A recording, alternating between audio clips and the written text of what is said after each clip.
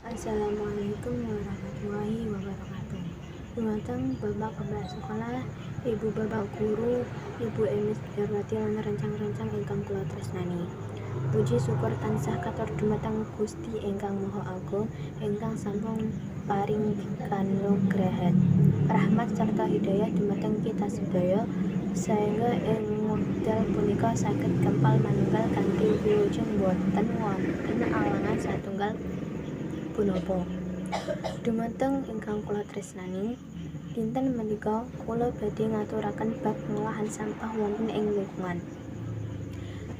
Pengolahan sampah wonten ing lingkungan sekolah punika penting sanget amargi saumpami boten dinten olah sampah bakal kaceceran lan sekolah saged dados rusuh. Sampah saged nyebabna sekolah mampet yen akeh sing numpuk ing kono.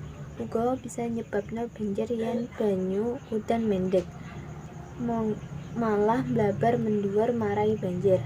Monggo sareng-sareng nyiptakake urip resik ing sekolahan, supaya kita sedaya bisa sinau kanthi sregep amarga lingkungan nyaman. Mekaten pidato babagan sampah bisa nyebabna masalah ingkang saged kula aturaken.